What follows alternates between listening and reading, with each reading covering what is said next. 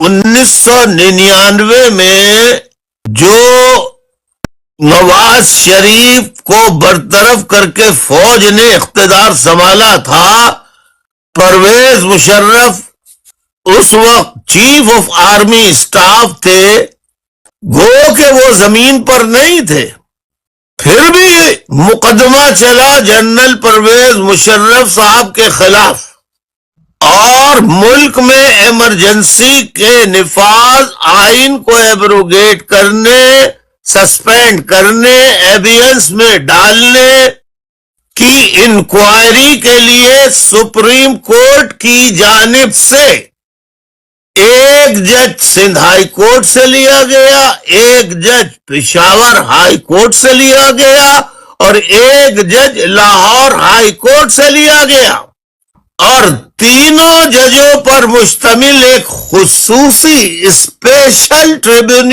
Tribunal بنایا گیا، ایک اسپیشل عدالت بنائی گئی۔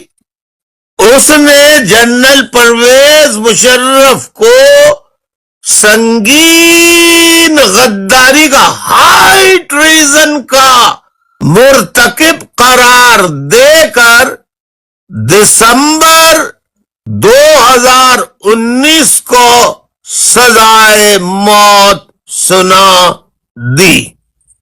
اب میں یہاں یہ بات اٹھانا چاہتا ہوں کہ صرف جنرل پرویز مشرف کو سزائے موت سنائی گئی، باقی پاکستان میں موجود یہ 7 جنرلز جنہوں نے، جو اس وقت نیچے گراؤنڈ پر زمین پر موجود تھے، جنہوں نے سارا کا سارا نظام پورے ملک میں آرمی رول نافذ، آرمی کے کنٹرول میں دے ڈالا، ان میں سے کسی ایک جرنیل کو ایک دن کی بھی سزا نہیں دی گئی۔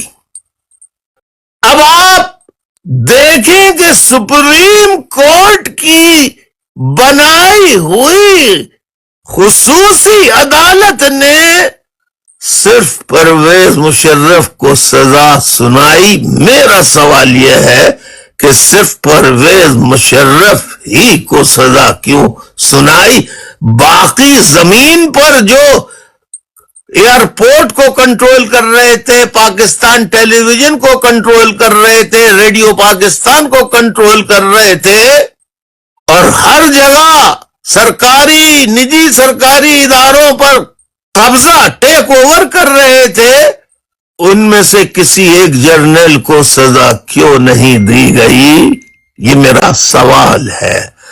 میرے بچوں، میرے بیٹوں، اسٹوڈنٹس، یہ سوال تم لکھ لو اور پوچھو ایک ایک پاکستان کے لیڈر سے، ایک ایک پاکستان کے قانون داں سے، ایک ایک پاکستان کے ہسٹورین سے، کہ پرویز مشرف کو آئین توڑنے کی سزا صحیح دی گئی، لیکن ان کے ساتھ سہولت کاری کرنے والوں میں سے کسی ایک کو بھی سزا کیوں نہیں دی گئی؟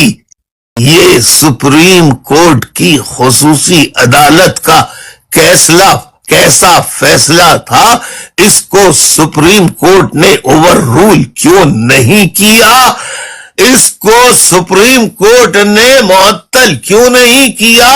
اور کیوں نہیں آرڈر دیے کہ ایڈنگ اور ابیٹنگ کرنے والے جرنیلوں کو بھی سزا دی جائے؟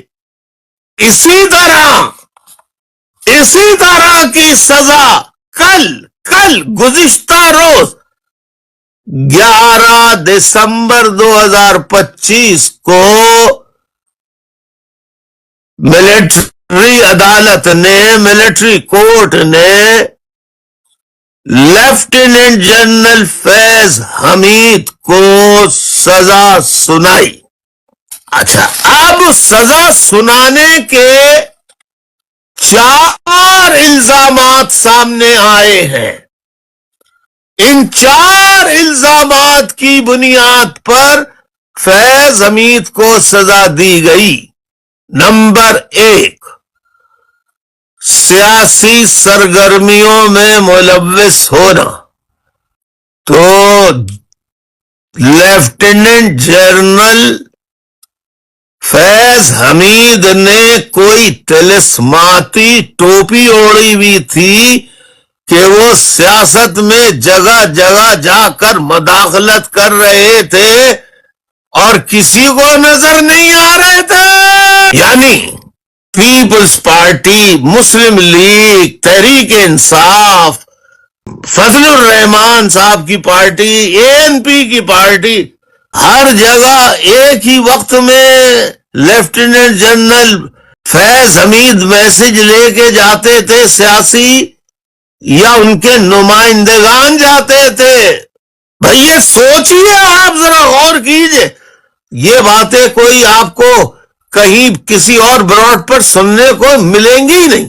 دوسرا الزام یہ ہے کہ ریاست کی سلامتی اور ملک کے مفادات کو نقصان پہنچانے کے لیے جو آفیشل سیکرٹ ایکٹ بنایا ہوتا ہے اس کی صریحاً خلاف ورزی کی. یعنی وہ آفیشل سیکرٹ ایکٹ کی خلاف ورزی کرتے ہوئے امریکہ کو بھی، برطانیہ کو بھی، انڈیا کو بھی، روس کو بھی ہر جگہ پاکستان کے نیوکلیئر ایسٹس یا پاکستان کی دفاعی معلومات فراہم کر رہے تھے. کیا کر رہے تھے وہ؟ اچھا کر بھی رہے تھے تو کیا وہ اکیلے کر رہے تھے؟ اختیارات اور سرکاری وسائل جمع کا صیغہ ہے، وسیلہ نہیں ہے. وسائل جمع کا صیغہ ہے کہ بہت سارے وسائل استعمال کر رہے تھے، وسائل کا غلط استعمال کر رہے تھے. یعنی جہازوں کا استعمال، گاڑیوں کا استعمال، ہیلی کاپٹر کا استعمال، اور سرکاری خزانے کا جو سرکاری ملکیت میں جو چیزیں آتی ہیں اس کا غلط استعمال کر رہے تھے. تو یہ جو استعمال کر رہے تھے تو انہوں نے کوئی ایسا جادوئی لباس اوڑھ لیا تھا کہ یہ ہر چیز استعمال کر رہے تھے. ہوائی جہاز بھی استعمال کر رہے تھے، ہیلی کاپٹر بھی استعمال کر رہے تھے، گاڑیاں بھی استعمال کر رہے تھے، دیگر وسائل بھی استعمال کر رہے تھے، اور پوری فوج کو نظر نہیں آ رہے تھے. یہ نہ MI کو نظر آ رہے تھے، نہ ISI کو نظر آ رہے تھے. اب چوتھا الزام ان پر یہ ہے بعض افراد کو ناجائز نقصان پہنچانا. یعنی کسی کو جان سے مارا ہو، کسی کو تشدد کا نشانہ بنایا ہو، کسی کو گرفتار کیا ہو، کسی کو گمشدہ کر کے اسے بے پناہ تشدد کا نشانہ بنایا ہو.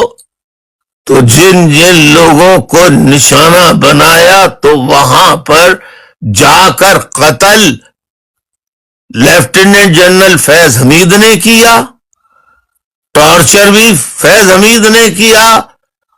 50 لوگوں کو گرفتار کر کے 50 جگہ ایک ہی وقت میں لیفٹیننٹ جنرل فیض حمید کیا موجود ہوتے تھے ایک ہی وقت میں؟ آپ میرے سوالوں کو غور سے تو سنیے.